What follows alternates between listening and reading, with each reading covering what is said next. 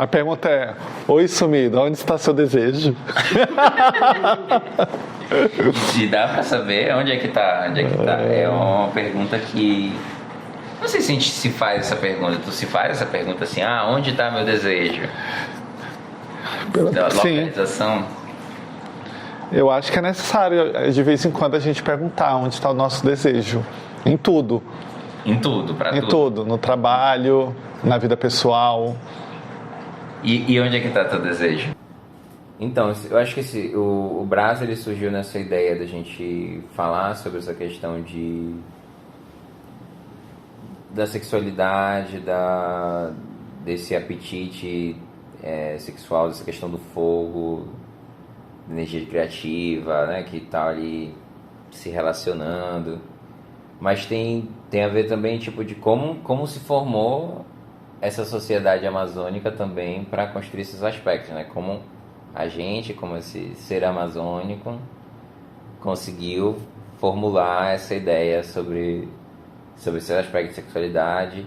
E aí a gente foi para um lugar que tem a ver um pouco, uma etapazinha anterior, para ampliar essa discussão que chega na sexualidade, que é o quanto eu estou conseguindo fazer o que eu quero, o que eu desejo, o quanto eu estou conseguindo me apropriar disso e tomar as rédeas disso, e o quanto isso está sendo consentido, né? Que tem a ver com se eu estou pedindo para as pessoas isso que eu quero, e se eu estou descobrindo as coisas que eu quero para poder pedir, e se também eu estou conseguindo dizer não para as coisas que eu não quero também, né? Que isso é muito importante, porque a gente tem um tempo limitado aqui, não dá para fazer tudo. Então a gente precisa dar não para algumas coisas, né? O mundo contemporâneo capturou o nosso desejo. Nosso desejo está capturado e ele é vendido a nós. E a gente compra ele de alguma maneira. E a gente vive nessa lógica, eu acho, de dívida e de crédito com o nosso próprio desejo.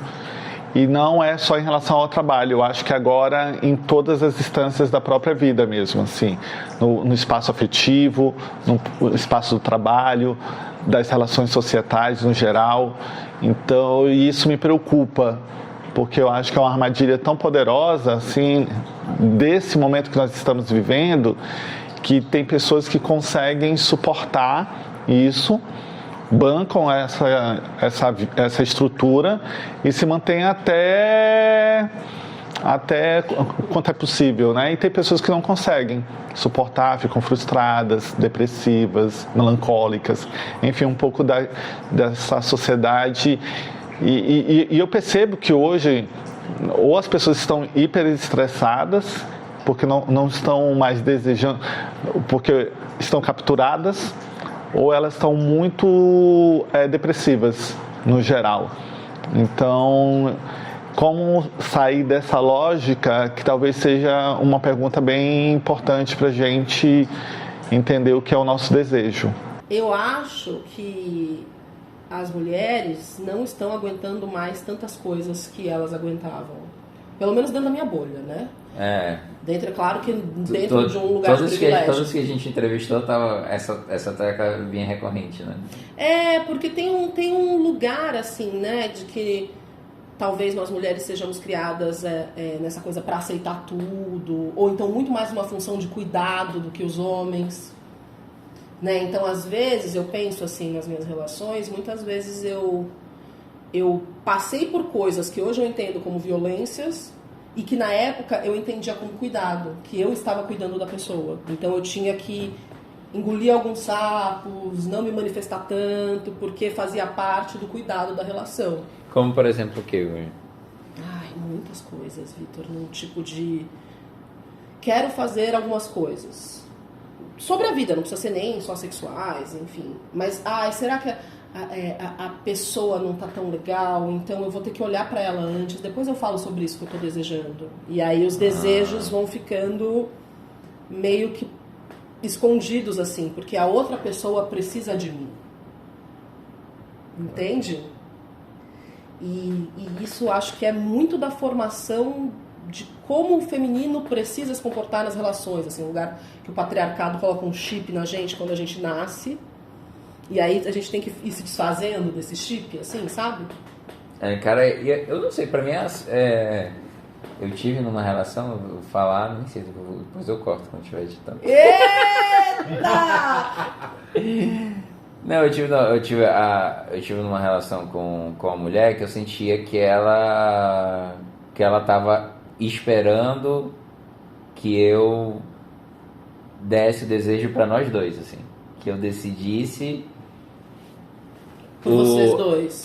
Tipo assim, eu até coloquei na minha cabeça que ela tava pensando numa relação satélite, assim, né? Tipo assim. Que eu tomasse conta disso e aí ela ia seguir esse fluxo que eu ia, tipo assim, aquilo pra mim era extremamente assustador, assim. Extremamente, gente, como é que eu posso decidir uma coisa por outra pessoa, né? E aquilo me colocava num lugar assustador. Porque, tipo assim, eu não conseguia nem ter responsabilidade sobre mim mesmo. Assim, eu achava, gente, isso aqui tava fazendo comigo vai dar certo. Imagina levar outra pessoa junto, assim, né? Então é muito assustador e até de pensar, né? Que isso é um modo operante da heteronormatividade. Né? Porque você se questionou sobre isso, acho também, Vitor, porque você talvez está num lugar de homem bissexual, alguma coisa assim. Mas, assim, a normatividade é isso que se espera. E pra você cair nessa armadilha é assim, ó. 2 palitos. Você pode até, recusei, não tô. É quando você vê, você tá. Isso era até um comentário que eu tava. Nossa, eu conheço vários amigos meus que adorariam estar numa relação assim. Adorariam. Mas aquilo me assustou muito, assim, porque eu não queria. E eu não sabia quais eram os desejos reais da pessoa que eu tava. Até essa chave do desejo e consentimento, porque eu acho que é uma chave que eu fui percebendo durante esse período, assim, que não era uma chave principal e ela foi tomando mais tamanho, porque eu acho que é uma coisa que a gente precisa falar sobre, a gente precisa desenvolver, a gente precisa ter a capacidade de elaborar melhor nossos desejos. E isso passa por esse lugar, né? E a gente já faz isso de algumas maneiras, mas eu acho que talvez a gente esteja levando muito tempo para isso, né? Que é quando a gente toma consciência do que a gente está fazendo, talvez a gente consiga fazer de forma mais eficiente, né? Não quebrando a cara repetidas vezes ou se apropriando mais da própria experiência, né? Porque às vezes tu tem a experiência, só que tu não consegue organizar ela de forma lógica, né? Não sei. Para algumas pessoas nem funciona tanto assim. Talvez a gente esteja falando para algum grupo específico de pessoas que consigam associar isso de forma lógica e ganhar com isso. Ou às vezes não, só as próprias experiências por si só, mesmo que a pessoa não absorva ela de forma lógica, vai gerar alguma coisa internalizada nela que vai servir. Então, eu acho que o desejo, ele é essa dimensão hetero do ponto de vista não normativo, né? Heterogêneo, não homogêneo. Ele é algo que fura. Ele fura e quando ele fura, muitas vezes é para nos impor uma certa movimentação de vida como potência, entende? Então, e eu acho que é esse o lugar que tem que se contrapor a essa ideia do senso comum do desejo, que é sempre algo que precisa te satisfazer. Mas não é para te satisfazer, na verdade. O desejo é para te pôr em movimento e fazer você caminhar essa estrada que tem buracos, adversidades, que vai te exigir esses espaços de silêncios, entende? Mas é isso que a gente não quer, porque a gente está toda hora não emprestando, doando toda a nossa potência de vida que está ali para o outro dar conta, entende? Na ideia de querer que o outro te satisfaça, que o mundo te satisfaça, que te dê sempre respostas alegres, que sempre te dê as melhores respostas, te dê sempre o melhor beijo na boca, te dê sempre o melhor sexo da vida, que você sempre faça a melhor peça de teatro do mundo e que você seja aplaudido e ovacionado por isso. E a vida não é isso, entende? Isso, para mim, é a imobilidade dentro de um padrão, porque isso é um padrão. Por isso que eu acho que a escuta nossa, para nós, tem que ser o que tu deseja que te coloque em movimento. Porque eu posso, sei lá, quero, não sei, Quer um carro. um carro. Te coloca em mais possível. Tu quer um carro, mas tu quer um carro pra quê, assim? Por que você quer vamos brincar assim? Isso parece um desejo capturado. Vamos Pra dar um exemplo pra quem tá assistindo, né? Você que tá assistindo, presta atenção agora. Por que eu quero um carro? Entende? Eu não posso ter um carro mais básico. Eu não só quero ir para ali e ter um tempo maior para fazer as atividades do meu dia a dia. Ou você vai simplesmente comprar um carro que boa parte ou 60% do seu salário vai estar na função, né, empregado em pagar esse carro, entende? Então você vai estar trabalhando enlouquecidamente para pagar um carro que poderia ser qualquer outro carro, entende? Mas socialmente a vida te impõe um padrão que você não precisa muitas vezes. E às vezes, por exemplo, o carro tu queria, sei lá, eu quero o carro por uma facilidade, né? E aí às vezes o carro te dá mais problema do que a facilidade, né? Tipo assim, tem que cuidar do carro, levar para o mecânico, às vezes o problema às vezes tu não tem lugar onde estacionar o carro e a preocupação. Tu cria uma nova preocupação, será que meu carro está bem? E você esquece, por exemplo, que você deveria estar, na verdade, preocupado em quais são as experiências que você está tendo no dia a dia, com o seu trabalho, com os seus amigos e com a própria vida. Se você está cuidando da sua saúde, se você está cuidando da sua saúde mental, entende? Então, porque a gente vive numa sociedade muito desigual. Sim. Entende? Isso não quer dizer que você fazendo tudo isso, você vai estar protegido desse mundo. Não. E na verdade não, para a gente não cair naquele grande buraco da good vice, entende? Se eu tiver uma vida longe da estrutura capital, entende? Eu vou estar separado de toda essa mega estrutura captadora de desejos. E, na verdade, não. Talvez você possa estar produzindo outro tipo de padrão dentro desse, entende? O que eu quero falar, no final das contas, é que o desejo sempre vai escapar a qualquer mordaça, né? Cada um vive numa medida e ninguém sabe qual é a medida, ninguém sabe o que a pessoa está passando, ninguém sabe o quanto afeta cada coisa para cada pessoa. Por isso que a gente precisa consentir mais, a gente precisa perguntar, a gente precisa propor e as pessoas precisam decidir sobre isso. Porque só cada um pode decidir sobre si mesmo, assim. Mas você sente diferença? Tipo, você está numa relação com um cara, mas você tem amigos homens héteros, né, que estão com você lá na trupe e tal. Você sente uma diferença de como esses homens, independente da orientação sexual, estão se expressando, estão se colocando no mundo? Tem alguma coisa assim? Ou mesmo dentro de uma relação homoafetiva entre dois homens, também essa expressão de sentimento é complicada? Madi pode ajudar nessa dos universitários, porque não é meu lugar de fala. Eu acho que sim, eu acho que a própria relação homoafetiva ela tá cheia de coisas machistas, assim, que a gente não sabe o quanto estão intrínsecas ou não. Até os gays também precisam melhorar muito o trato que eles têm com as mulheres e tal. É visível, assim. A gente tá cheio de coisa, a gente não sabe nem o quanto coisa a gente tem, assim. Não sabe. E eu acho que a gente tem que assumir esse lugar, tipo, galera, tá uma merda, como é que a gente vai melhorar? Se a gente não consegue melhorar de uma vez, como é que a gente melhora pouco a pouco? Como é que é um milionésimo melhor amanhã? Não sei nem se isso é o suficiente, sabe? Parece que não, mas a gente não pode pensar em piorar, sei lá, porque às vezes a gente cai nessa armadilha também do catastrófico e isso aí. Irreversível? Que aí é uma armadilha que tu fica, não vou fazer nada, que não vai resolver. E aí às vezes tem coisas que a gente até conseguiria fazer, que até resolveriam e a gente não faz porque a gente já desistiu de tentar, né? A gente desistiu de tentar salvar o mundo. Não sei, eu não sei se vocês tinham essa coisa, tipo, quando eram...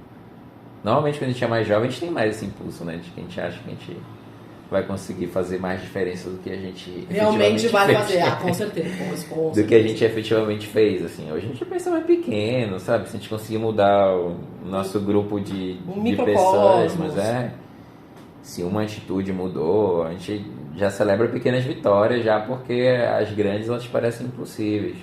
Mas sabe o que eu tô sentindo nesses últimos tempos?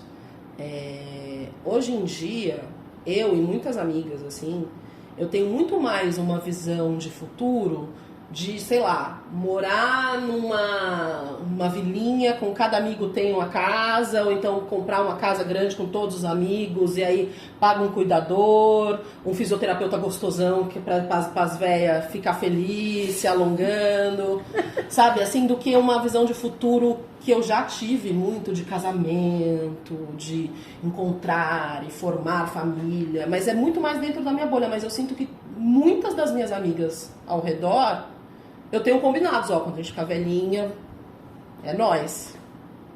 Porque, primeiro, a gente está desistindo de ter filhos, porque, né, não tem valido muito a pena, né, porque as pessoas que são mães, né, muitas vezes são mães sozinhas, ou então tem que ser mãe 2 vezes, mãe da pessoa que está contigo e mãe da criança.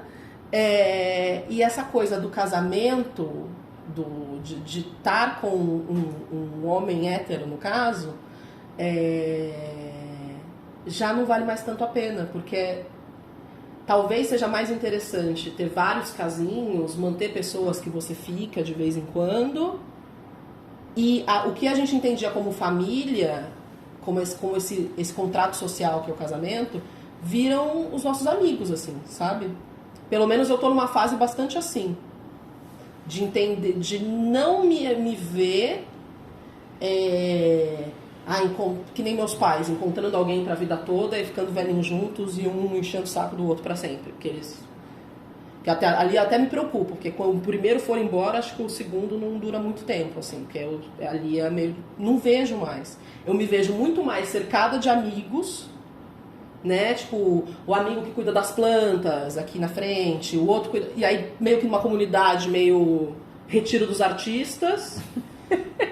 E a gente se ajudando até morrer, até o último fechar a porta do retiro, assim, sabe? Eu vejo, talvez... Não, eu não sei se há dicas para um relacionamento... Porque assim, eu já tive relacionamentos muito longos, né? Então, quando você tem um relacionamento muito longo, você agencia muitas coisas. Muitos espaços entre você e o outro, e espaços dentro de você serão sempre convidados a entrar em afetação. E aí é que é o exercício de escuta e amadurecimento, que muitas vezes a gente não tem. Ou a gente vai aceitando, a gente vai consentindo, muitas vezes, o que o outro deseja, o que você deseja. Às vezes há também a dissimulação disso tudo, né? Que aí as pessoas já não conseguem ser mais honestas consigo mesmo, ou aquela imagem de um padrão de relacionamento que foi construído, e a gente tem que viver aquela imagem construída por nós e para a sociedade, de um casal bem quisto, perfeito, inteligente, que nunca briga, entende, que não tem desacordos. Esses são padrões muito difíceis de ser sustentados a médio e longo prazo, entende?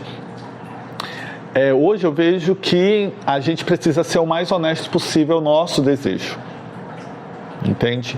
E não barganhá-lo ele com qualquer coisa.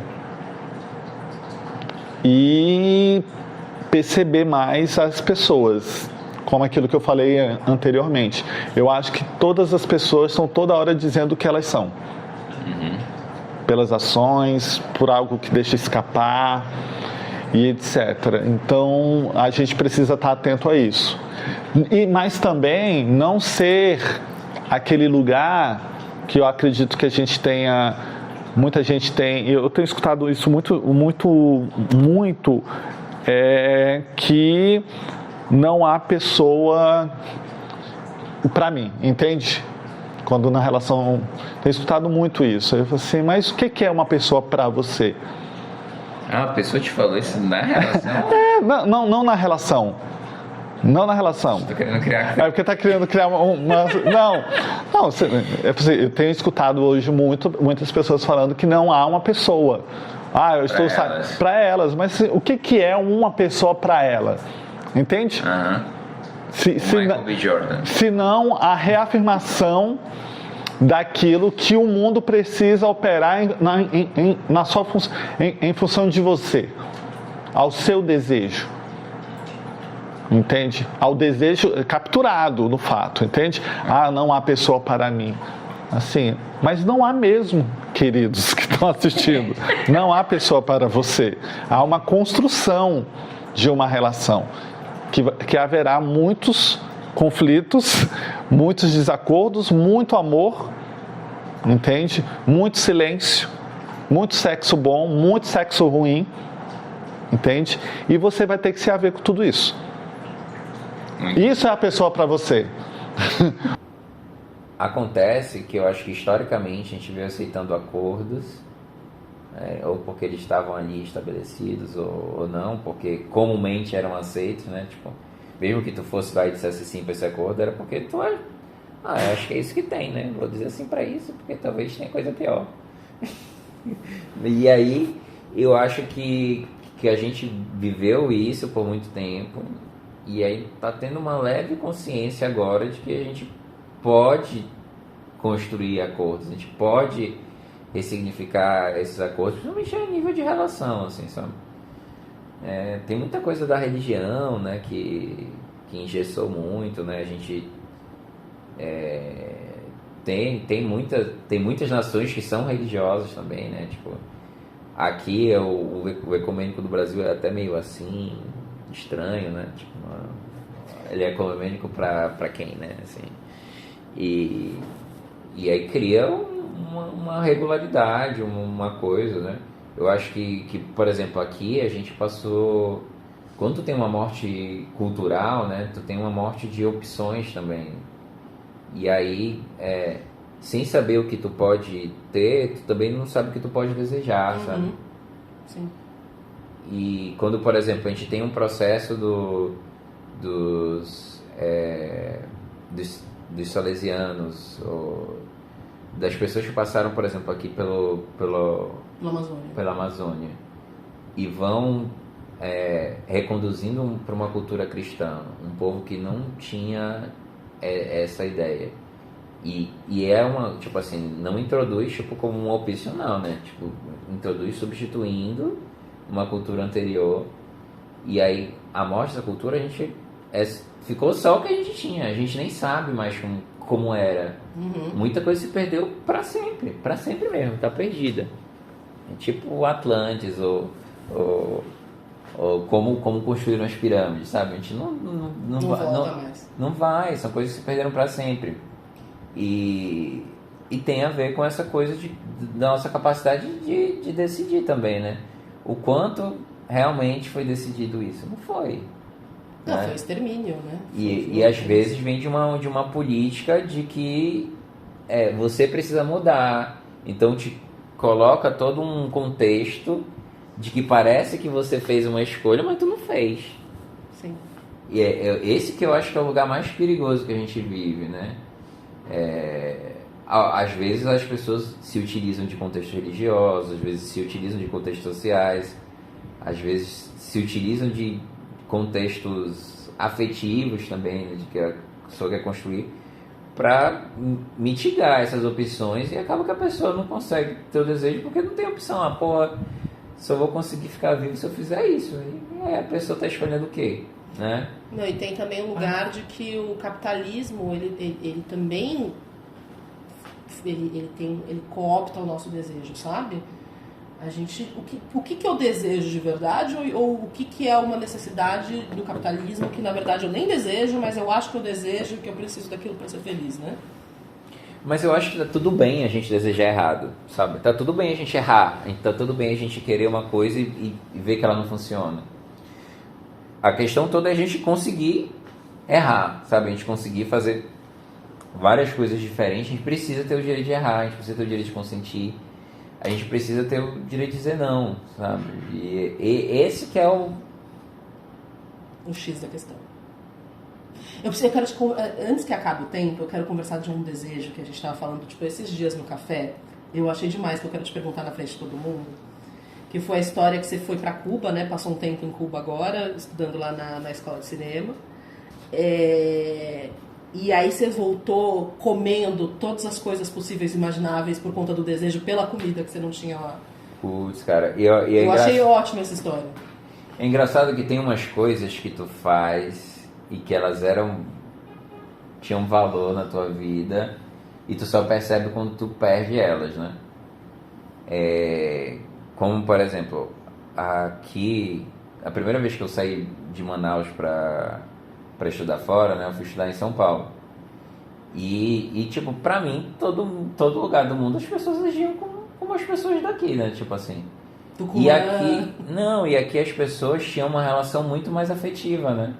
O manauara, se tu conhecer hoje, ele já te chama pra ir pra tua casa já. Ah, não, vamos lá em casa, a gente toma um café, faz alguma coisa, tipo assim. As pessoas têm uma coisa que é calorosa, mais quente, né? E quando eu fui sair desse espaço e fui para um espaço que não era assim, eu falei, gente, por que essas pessoas estão agindo dessa maneira, né? Tipo, que universo é esse? Eu falei, nossa, eu vivia numa coisa que era super legal e eu dava... Desdenhava. Não é que eu desdenhava, eu normalizava uma coisa que tinha valor e eu não percebia o valor dela, né? Que é uma coisa dessas que só quando tu perde que tu percebe, né? E aí quando eu fui pra Cuba agora, eu acho que foi uma nova descoberta acerca desse valor, porque lá em São Paulo a comida é ótima, né? Dava pra comer bem. Independente de tudo, dava pra comer bem. Taurino fica feliz. E aí eu fui pra essa experiência de Cuba, que tipo, as aulas eram ótimas, né? Assim, até o contexto de ter todo um grupo pensando num tema, num assunto e a efervescência da discussão e tal.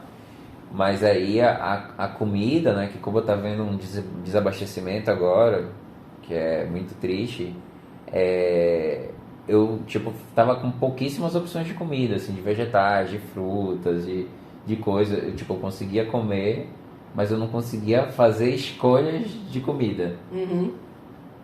E isso, nossa, isso pra mim era uma tortura, assim, não conseguir escolher o comer. E é engraçado como tem a ver com todo esse tema, né? Sim, tipo total. assim, porque se tu não tem opção, tu não tá escolhendo. Sim, você tá só sobrevivendo, né? Tu só tá seguindo o fluxo, pô. Se eu não tenho opção, tô só seguindo aqui. Então, o teu desejo, ele morre um pouco, né? Morre um pouco, não, morre muito, né? Então, o lance do desejo também eu preciso criar possibilidades de escolha. A gente precisa criar esse campo aberto de possibilidade de escolha para poder fazer. Voltei, eu tava pesando acho que uns 70... Você tava bem magro quando você voltou. Eu tava pesando 71. Hoje eu tô tipo com 84, né? E eu não sou uma pessoa, eu acho, né? Que eu não sou uma pessoa gordinha, não sei. E aí... imagina, eu já pareço magro, imagina 10 quilos a menos, né? E... Enfim... E eu voltei, e ó, quando eu voltei, eu fiquei com uma parada de querer comer o tempo todo, assim, que eu fico, não sei se eu tô com... Ainda a memória daquela memória escassez. disso, né? E eu acho que até da gente pensar também de como um trauma, né? Que tipo, nem foi um trauma gigante, né? Que, enfim, era só um tempinho. Mas é uma reflexão de como uma ausência, uma carência pode gerar uma coisa... Né, que às vezes a gente nem tá aplicando no coisa do desejo, a gente só tá como lidando com traumas, né? Tipo, amenizando os traumas ou no sentido de que se tu passou por uma situação que ela não era teu desejo, mas ela te causou um mal que tu não conseguiu, de certa forma... Elaborar. Remediar esse mal, pra ti vai ser bom só eu conseguir não estar passando por esse mal. Tipo, se eu tô com fome, só de não estar passando fome, gente, tá bom, não quero mais nada. Não tô com fome, tá tranquilo.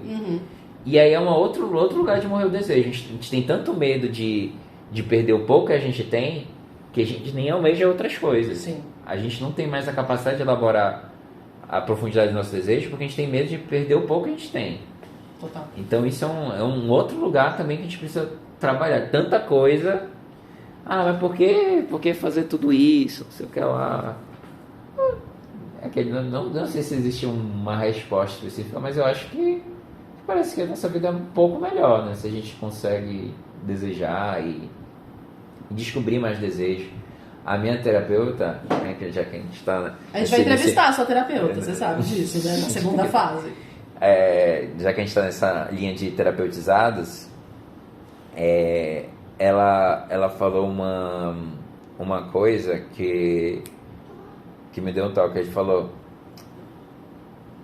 a gente está aqui para experimentar. Esse é o nosso mote de vida. A gente está aqui para experimentar. Eu falei, cara, isso faz bastante sentido. Porque, tipo, experimentar, ele vem com a condição, tipo, de conseguir acertar ou não, né? Porque a experiência, ela vai ter valor, tô acertando ou não. E claro que a gente vai... Essa experimentação, ela tem que ter um valor de tentar acertar, né? Tipo assim, não é aconselhável experimentar uma coisa que tu acha que vai dar errado, né? Mas, enfim, tem gente que faz, né? Conheço pessoas. Quando ela tem um desejo negado, às vezes ela se volta tanto para trás, né, com o não daquele desejo, que não experimenta mais nada e não vive mais nada. Opa, isso que me fez mal, que ele não recebi, porque a gente é zero preparado para receber não, né? E aí agora eu não quero receber nenhum, não, vou ficar aqui parado, assim, porque não faço o meu desejo, mas também não sofro menos, né? Não sei se dá para medir se tem um medidor de sofrimento, mas a pessoa se encontra achando que sofre menos, né? E aí não experimenta nada também. Mas não sei como é que encontrar o lance todo, é encontrar o equilíbrio também, né? Porque eu não vou no lugar mais onde eu me machuquei muito, né? E não existe uma fórmula, tipo, galera, 2xy, 3a, e aí resolve tudo. Só colocar os elementos na fórmula, não tem. Tem gente que gosta de se machucar, né? E esse é o desejo dela. Não, e ainda tem essa. Porque a gente fala do ponto de vista social de desejos que são muito, como é que se fala? Aceitáveis. Entende? Existe uma parcela do mundo inteiro, a gente está falando de mais de 7 bilhões de pessoas, que desejam coisas que são inaceitáveis socialmente. E o que faz com isso, né? Elas serão julgadas por uma sociedade que tem desejos que são muito capturáveis. Sim. Entende? Porque reafirmando, né, o desejo é sempre heterogêneo, ele sempre vai escapar. E eu acho que é isso. Não sei se equilíbrio seria a palavra perfeita, mas é entender que nós somos sujeitos que precisamos explorar os espaços de desejos, dos nossos desejos, e ser fiéis a eles até o ponto que dá também. E sustentar essa trajetória, entende? Tipo, a gente tem muito medo, entende? Muito medo. Foi construído normativas dessa sociedade que nos coloca muito rapidamente em caixinhas, né? Nós, como artistas, a gente percebe isso, né? A gente já vive fora da caixinha, porque o que seria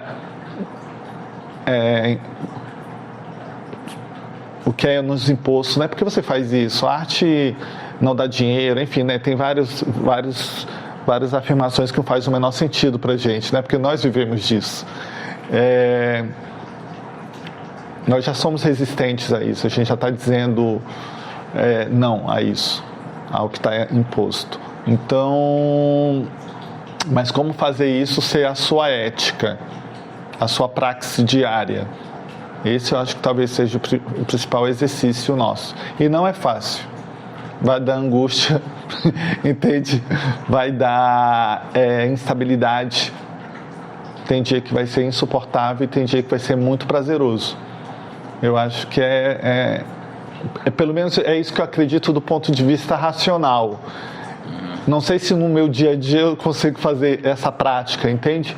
Porque tem outras demandas que já estão capturadas. Eu preciso ir para o trabalho, eu preciso dar conta de uma atividade de representação política, eu preciso ir para o meu grupo. Tem dia que eu não quero ensaiar com o meu grupo, tem dia que eu não me interesso mais por aquilo que eu estou fazendo, né? Eu queria poder mudar, mas eu tenho que fazer porque tem uma coisa que me obriga a fazer aquilo, entende?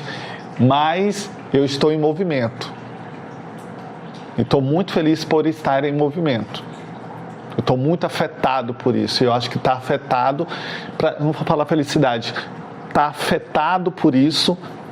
Eu percebo que foi construída uma ideia de Brasil. A cidade de Manaus é a representação um pouco dessa ideia desenvolvimentista, assim, dessa ideia de progresso das cidades, e que impõe a gente a desejar outros centros